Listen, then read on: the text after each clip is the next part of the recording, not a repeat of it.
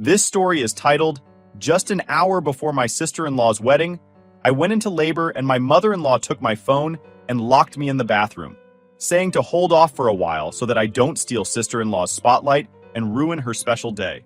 A few hours later, I woke up in the hospital and my mother-in-law was begging me not to press charges. Hey everyone, before we jump into today's video, I need your help. We've noticed the channel is losing some traction, and subscribing is one of the best ways you can support us. It's quick, free, and it helps us keep bringing you awesome content. Your support means the world. Let's keep this channel growing together. Thanks so much. Now let's start the video. Hi Reddit, I never thought I'd find myself posting here, but I'm seriously losing my mind over what went down 2 weeks ago. It's been eating away at me, and I need to put it out there to see if I'm overreacting or if this whole situation is as insane as it feels. So get ready, because this one's a doozy. A little background to set the stage. My husband, Tom, 31 male, and I, 28 female, recently welcomed our first baby, Lily. She's perfect, by the way, but her arrival was far from what I imagined. Instead of the magical, tear-filled moment I had dreamed about, it turned into a total nightmare. And the people responsible? My mother-in-law, Margaret, and my sister-in-law, Vanessa. You know, the kind of people who make you question whether karma actually exists. Vanessa got married 2 weeks ago. She's 27, super self-absorbed, and married Greg, one of Tom's best friends. I was supposed to be a bridesmaid, which was fine when I agreed like a year ago. But by the time the wedding rolled around, I was 9 months pregnant. Like full-on waddling, can't see my feet, could go into labor any second kind of pregnant. I politely backed out as a bridesmaid months in advance, figuring that was the right thing to do. Vanessa? Oh, she was not happy. She didn't outright say it, but she made sure I felt the passive-aggressive vibes loud and clear. Comments like, I just wish everyone cared as much about my big day as I do, or, pregnancy isn't an excuse to let people down. I tried to let it roll off my back. Margaret was no better, constantly telling me I should try harder to make an effort, because you only get married once. Apparently, being in labor doesn't count as a good reason to sit out. Despite all that, I decided to go to the wedding. Tom really wanted us to show up, and part of me thought, maybe I'm overthinking this. Let's just be there for Vanessa and get through it. Big mistake. Huge. The ceremony was in this picturesque outdoor venue. Gorgeous, right? Except it was also like 90 degrees, and I was sweating like a marathon runner. I had to keep stopping to catch my breath because, well, 9 months pregnant and walking don't mix. By the time we got there, I was already regretting my decision. But I put on my polite smile and tried to keep it together. Then came the moment everything went sideways. Just before the ceremony started, I felt this sharp pain.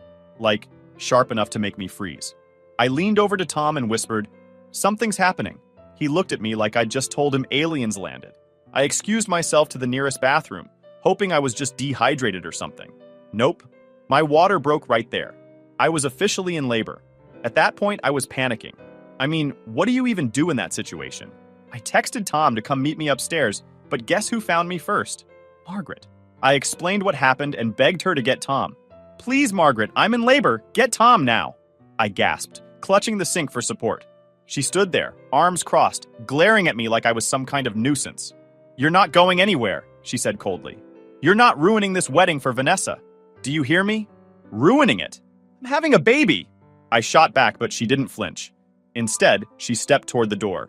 Stay here until it's over. You'll be fine, she added before locking the door behind her and walking away. I thought she was joking. Like, what kind of person says that when someone is in labor? But she was dead serious. She kept going on about how I should have stayed home if I couldn't handle it, and how Vanessa had been stressed enough without me making a scene. I couldn't even respond. I was in so much pain, and this woman was acting like I had just confessed to burning the wedding cake. Then the unthinkable happened. Margaret locked me in the bathroom. I didn't even realize what was happening until I heard the door click. She said something like, stay here until it's over. You'll be fine. And then she walked away. With my phone, I lost it. I started pounding on the door, screaming for help, but the music had already started and everyone was downstairs. I'm not gonna lie, I was terrified. The contractions were getting worse, and I was stuck in a freaking bathroom with no way out. I remember thinking, is this really how I'm going to have my baby? Locked in a bathroom at my sister-in-law's wedding because my mother-in-law is a psychopath? The whole thing is still a blur. At some point, I must have passed out from the pain, because the next thing I remember is waking up in a hospital bed. Tom was next to me, holding our daughter, and I just burst into tears. I was relieved to see them both, but I was also furious. How did it get to this point? Who even does that to another human being, let alone a family member? After the initial shock wore off, the panic set in. I mean, I knew I was in labor, but I didn't know how far along I was. The contractions were coming fast, and I couldn't exactly time them without my phone. I kept banging on the door, yelling as loud as I could, but no one came. I could hear faint music from downstairs, some classical thing that probably sounded beautiful to everyone else, but felt like a death knell to me. At some point, I just sat on the cold tile floor, crying and praying someone would notice I was missing. I tried to stay calm, but it's hard to keep your head straight when you're scared out of your mind, and in that much pain. I remember gripping the edge of the sink, trying to breathe through the contractions. It felt like the universe was playing some cruel joke on me. Eventually, I started yelling again, just desperate for anyone to hear me. I screamed for Tom, but nothing. It felt like hours, though I know now it was probably less than that. Meanwhile, downstairs, Tom told me later, things were kicking off as if nothing had happened. Vanessa was doing her whole slow walk down the aisle thing, and Margaret had apparently slipped right back into her role as the doting mother of the bride. No one noticed I was gone until the ceremony was over, and Tom realized I hadn't come back to my seat. He texted me a couple of times and got no response. That's when he started asking around, trying to figure out where I went. Margaret? She told him I needed some time to myself and brushed him off. Tom said he didn't buy it. He knows I wouldn't just vanish like that. So, while everyone else was mingling and taking pictures, he started looking for me. He checked the parking lot, the bathrooms downstairs, even the car. Nothing. Finally, he decided to check the upstairs bathrooms. He said the second he got close, he heard me yelling. He tried the door and found it locked, and that's when he knew something was seriously wrong. Tom started banging on the door, yelling my name. I don't even remember what I said, but it must have been enough to scare him, because he didn't waste any time breaking the door down. When he got in, I was on the floor, clutching my belly and sobbing. He told me later it was the scariest thing he'd ever seen. He scooped me up and carried me out of there like some action hero, not even stopping to explain to anyone what was going on. He drove like a maniac to the hospital, calling ahead to make sure they were ready for us. I barely remember the drive. It was all a blur of pain and fear. The next thing I remember clearly is waking up in the hospital, holding Lily. She was tiny and perfect, and I just kept crying, overwhelmed that she was okay despite everything. Tom was sitting next to me, looking like he'd been through a war. That's when he told me what happened after we left. Back at the wedding, Margaret and Vanessa were already spinning their version of events. According to Margaret, I'd overreacted and made everything about myself. She told people I had decided to leave because I couldn't handle the heat or the stress or whatever nonsense she came up with on the spot. Vanessa, of course, jumped on the bandwagon, saying I was selfish for walking out on her big day. No one seemed to question it at first. But Tom? He wasn't having any of it. Once he knew Lily and I were safe, he went back to the venue to confront them. He demanded to know what really happened, and that's when Margaret cracked. She admitted to locking me in the bathroom, but tried to justify it by saying she just couldn't handle the stress and decided to leave. I was trying to help. Tom wasn't buying it. Help? He snapped. You locked her in a bathroom while she was in labor. You endangered her life and Lily's... What the hell is wrong with you? Margaret tried to play the victim. I didn't know what else to do, Tom. It was protecting Vanessa's day. Protecting Vanessa? Tom shouted. You're supposed to protect your family, not treat them like garbage. You're dead to me, Margaret. You'll never see Lily or us again. Ever. Margaret added, still admitting her fault bluntly without feeling guilty. I was trying to protect Vanessa's wedding. It wasn't personal. Not personal? I was in labor, and this woman treated me like a problem to be hidden away. Tom completely lost it. He told Margaret she was dead to him, that she'd never see Lily or us again. Vanessa tried to chime in, her tone dripping with sarcasm. If she was that close to giving birth, maybe she should have just stayed home. She knew how important this day was to me. Tom didn't hold back. Important to you? He shot back. She came to support you, even though she was 9 months pregnant. And how did you repay her? By letting your mom lock her in a bathroom while she was in labor. Do you even hear yourself? Vanessa rolled her eyes. It wasn't that serious. Not that serious? Tom growled. I could have lost my wife and daughter because of you two. You're just as selfish as Mom, and I'm done with both of you. Since then, Margaret has been texting nonstop, playing the victim. She keeps saying she made a mistake and did what she thought was best at the time. She wants us to move on as a family. Vanessa hasn't apologized at all. Instead, She's been posting passive-aggressive stuff online like, "Some people just can't handle letting others have their moment." Tom was furious. He was pushing to press charges against Margaret for endangering my life and Lily's. And honestly, I'm starting to think he's right. I mean, who locks a pregnant woman in labor in a bathroom and thinks that's okay? Vanessa talked to Tom. She was backing Margaret up. She told Tom that I was being overly dramatic and accused me of attention-seeking by even showing up to the wedding while pregnant. She actually said, if she was that close to giving birth, why didn't she just stay home? Like my pregnancy and labor were some kind of personal attack on her. Tom said he couldn't even believe what he was hearing.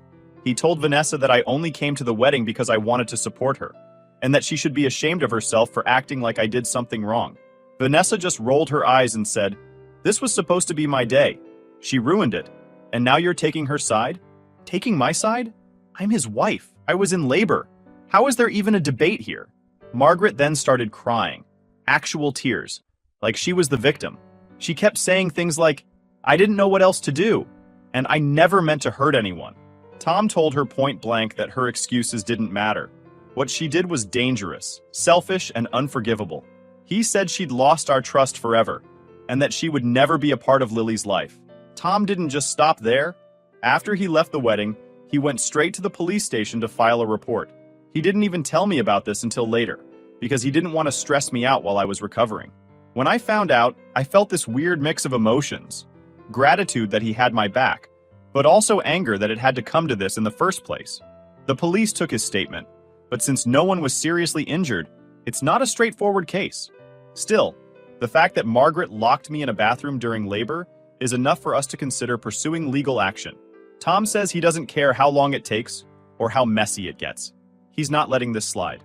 Tom and I have been trying to focus on Lily, but it's hard to fully move on when Margaret and Vanessa keep pushing. Margaret even showed up at our house last week, unannounced, banging on the door and demanding to see Lily. Tom didn't even open the door. He just told her through the security camera to leave or he'd call the police. She started yelling about how we were tearing the family apart and how Lily deserves to know her grandmother. Tom was furious. After she left, he called our lawyer to start the process of getting a restraining order. It feels extreme, but at this point, I don't trust her to be around Lily. If she can justify locking me in a bathroom during labor, who knows what else she's capable of? I'm still processing everything. Part of me feels like I'm in some surreal nightmare, and the other part of me is just tired. I'm tired of the drama, the entitlement, the complete lack of accountability from Margaret and Vanessa. I want to focus on Lily and our little family without constantly looking over my shoulder. At the same time, I know this isn't over. Margaret and Vanessa don't seem like the kind of people who will just back off quietly. They'll keep pushing, guilt-tripping, and twisting the narrative to make themselves look like the victims. I guess the question now is, how far do we go to protect ourselves? Do we press charges? Do we cut them off completely? I'm leaning toward no contact, but I don't want to be the one blamed for breaking up the family. Not that it feels like much of a family anymore. Anyway, that's where we're at right now. If you've got advice or if you've dealt with something similar, I'd love to hear your thoughts. And if you're still interested, stick around for the update. Update 1 point. Hey Reddit, back again. I wish I could say things were cooling down, but nope. Margaret and Vanessa have somehow managed to take this whole mess to the next level. I've been trying to focus on Lily and enjoy these precious newborn moments, but these two refuse to let us have a moment of peace. Let me walk you through the latest. After Margaret's midnight visit, we thought maybe, just maybe, she'd get the hint and leave us alone. Clearly, I was wrong. A few days later, we got a package in the mail from her. At first, I thought it was some kind of apology gift, like flowers or a baby blanket. Nope. It was a photo album, but not a sweet, sentimental one. This thing was full of pictures from Vanessa's wedding, with sticky notes slapped onto the pages that read things like, "What a beautiful day," and "It's a shame some people couldn't appreciate it." I don't know if I was more confused or angry. Who even does that? It felt like Margaret was taunting us, trying to rub in the fact that she still sees the wedding as more important than the fact that I was locked in a bathroom during labor. Tom wanted to throw the album straight in the trash, but I told him to keep it as evidence, just in case we need it later. And then came the text messages. Margaret started spamming Tom with these over-the-top guilt trips, saying things like, "I gave you life and this is how you repay me," or "You'll regret alienating your mother when I'm gone." She also threw in some weird veiled threats like, "Family is forever. You can't erase me no matter how hard you try." Tom was over it. He didn't even bother responding. Instead, he forwarded everything to our lawyer and added her number to the block list. But Margaret wasn't done. Oh no. She called from a different number a few days later, and when Tom picked up, she started crying, like full-on sobbing. She kept saying she was losing her family, and begged Tom to forgive her. When that didn't work, she flipped the script. The tears stopped, and she started yelling about how I'm the real problem. According to her, I've brainwashed Tom and turned him against his own family. She even accused me of being jealous of Vanessa's wedding. Jealous of a wedding where I went into labor and nearly had my baby locked in a bathroom. Vanessa, of course, has been just as bad. She hasn't reached out to me directly, but she's been all over social media, posting passive-aggressive digs and cryptic quotes about fake people and disloyalty. She even posted a wedding photo with a caption like, "At least I know who really loves me." Tom's friends have been sending us screenshots because apparently everyone in their circle knows what happened and thinks Vanessa is out of her mind. One post in particular sent me over the edge. She wrote, "Some people can't stand to let others have their moment. I guess that says more about them than it does about me." I almost responded, but Tom stopped me. He said engaging with her would just give her the attention she craves, and he's probably right. But it's so hard to stay quiet when she's out there rewriting history like she's the victim. The line was crossed when Margaret tried to rope other family members into her mess. She called Tom's older brother Andrew and spun this sob story about how we're being cruel and cutting her out of our lives for no reason. Andrew called Tom, all concerned, and asked if we were okay. When Tom explained the real story, Andrew was floored. He had no idea how bad things were and said he fully supports us going no contact. But Margaret didn't stop with Andrew. She started calling Tom's aunts, uncles, cousins, basically anyone who would listen, and telling them her twisted version of events. She made it sound like I threw a tantrum at the wedding, stormed out, and then forced Tom to cut ties with his family. Some of them believed her, at least at first. We started getting texts from distant relatives asking, "What's going on with Margaret? She seems so upset." Tom had to send out this massive group text clarifying what actually happened. He kept it short and to the point, saying, "For anyone who's heard Margaret's version of events, here's the truth. She locked my wife in a bathroom while she was in labor to protect Vanessa's wedding. We are no longer in contact with her for the safety of our family." Most people were supportive, but a few still sided with Margaret, saying things like, "She's your mom, though. Can't you work it out?" It's exhausting having to defend ourselves over something that should be so obviously wrong. At this point, Tom and I have decided to go fully no contact with both Margaret and Vanessa. We're also moving forward with a restraining order against Margaret. It feels extreme, but I don't trust her not to escalate. She's already proven she doesn't care about my safety, or Lily's, and I refuse to let her guilt us into giving her access to our daughter. Vanessa is a lost cause. She hasn't apologized, hasn't shown an ounce of remorse, and seems more concerned with playing the victim than owning up to her actions. I'm done trying to understand her or give her the benefit of the doubt. Some people just aren't worth the effort. Writing all this out has been cathartic, but it also makes me realize how insane the whole situation is. I keep thinking, how did we get here? I never imagined I'd be dealing with this kind of drama, especially with family. But I guess some people are so wrapped up in their own egos that they'll hurt anyone to protect their image. Anyway, thanks for reading, Reddit. If you've got advice for navigating no contact or dealing with toxic family, I'd love to hear it. And if you're still interested, I'll write an update. Final update. Hey, Reddit. Thanks for sticking with me through all of this. I honestly didn't think things could escalate more after everything we've been through, but Margaret and Vanessa have this uncanny ability to dig the hole deeper. Still, I think we've finally hit a turning point, or at least, I hope we have. Let me tell you how it all went down. After deciding to go fully no contact, Tom and I started putting some boundaries in place to protect our family. We officially filed for a restraining order against Margaret.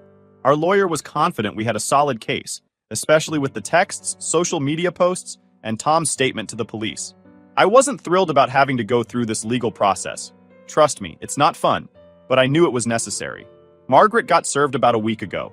We didn't hear anything directly from her, thanks to the block list, but we knew it happened because she immediately went into damage control mode.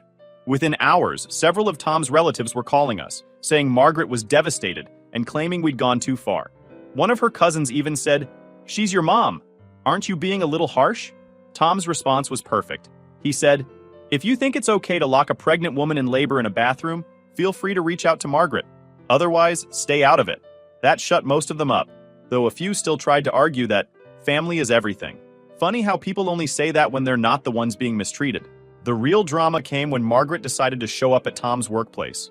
Yeah, you read that right. She actually went to his office demanding to see him. Tom works in a pretty professional environment, and Margaret making a scene there is next level mortifying. Security had to escort her out after she started yelling in the lobby about how Tom was brainwashed and that I was tearing the family apart. Tom was furious when he found out. He immediately called our lawyer to report the incident, and we updated the restraining order to include his workplace. It's wild to me that Margaret thought this was an acceptable way to fix things. If anything, it just reinforced why we needed to cut her off in the first place. But as it turns out, Margaret wasn't done yet. Just when we thought she'd finally gotten the message, she managed to outdo herself in the worst way possible. This time filed for grandparent visitation rights. Let me explain what happened. So, a couple of weeks after we got the restraining order finalized and thought we were free of their chaos, Tom got a call from a lawyer. Not our lawyer, their lawyer. He told us that Margaret and Vanessa decided to try and file for grandparent visitation rights. Margaret actually believes she has the legal right to force her way into Lily's life after everything she's done. At first, I thought it was a joke. Like, who does this? But no, it was very real. According to the paperwork, Margaret claimed she had been unfairly denied access to her granddaughter, and that it was causing her emotional distress. She painted herself as this doting grandmother who was cruelly cut out of our lives for no reason. Vanessa even added a statement to the filing, backing up Margaret's claims and saying that I was unstable and manipulating Tom. I couldn't believe the audacity. This is the same woman who locked me in a bathroom while I was in labor, and now she's trying to paint herself as some kind of victim? The sheer entitlement of it all was mind-blowing. Our lawyer, thankfully, wasn't fazed. She told us that grandparents' rights cases are hard to win, especially when the parents are married, both alive, and there's no history of abuse or neglect. Margaret didn't have a leg to stand on, but still, the fact that she even tried was infuriating. It felt like she was treating this whole thing like a game, trying to win at being the most toxic person alive. Tom and I were furious, but we stayed calm and let our lawyer handle it. She filed a response outlining everything Margaret had done, from locking me in the bathroom to harassing us at home and work. We included screenshots of Margaret's texts, Vanessa's social media posts, and even the police report. If Margaret thought this was going to be her big moment to look like the good guy, she was in for a rude awakening. At the hearing, Margaret and Vanessa showed up looking like they were auditioning for a daytime drama. Margaret brought tissues and kept dabbing at her eyes, her voice trembling. "Your Honor," she said, "I've been unfairly denied access to my granddaughter. I only want to be part of her life. Family is sacred." Our lawyer didn't hold back. Sacred? Is that what you call locking a pregnant woman in labor in a bathroom to protect a wedding? Is that how you show love? She asked, her voice sharp. The judge turned to Margaret, his face unreadable. "Did you do that?" Margaret stammered. It was a misunderstanding. I was trying to—" "Enough," the judge said, cutting her off. "There is no justification for endangering a pregnant woman and her unborn child. Request for visitation is denied." When it was our turn, our lawyer didn't hold back. She laid out the facts in brutal detail, emphasizing how Margaret had endangered my life, and Lily's, by locking me in a bathroom while I was in labor. She highlighted the restraining order and the ongoing harassment. By the time she was done, the judge looked like he was ready to throw Margaret out of the courtroom. The judge didn't even need much time to deliberate. He denied Margaret's request on the spot and made it clear that her behavior was unacceptable. He even warned her that any further attempts to harass or contact us would result in serious consequences. I've never seen someone deflate so quickly. Margaret and Vanessa stormed out of the courtroom without a word, and that was that. After the hearing, Tom and I finally felt like we could breathe again. Margaret and Vanessa haven't contacted us since, and I think the humiliation of losing in court might have finally gotten through to them. I can't say for sure that they're out of our lives for good, but for now, we have peace. Looking back, it's hard to believe how far they were willing to go to control our lives. But if there's one thing I've learned, it's that you have to stand your ground against toxic people, no matter how much they try to twist the narrative. Lily deserves a happy, healthy environment to grow up in, and I'll do whatever it takes to give her that. Thank you, Reddit, for listening to my story and offering advice along the way. Writing this all out has been a weird kind of therapy, and I appreciate everyone who took the time to read and comment. If you're dealing with your own toxic family drama, Just know that you're not alone, and you don't have to put up with it. Stay strong, set those boundaries, and protect your peace. Signing off for now, but who knows? If Margaret or Vanessa pulls another stunt, I might be back with an update. Fingers crossed it doesn't come to that.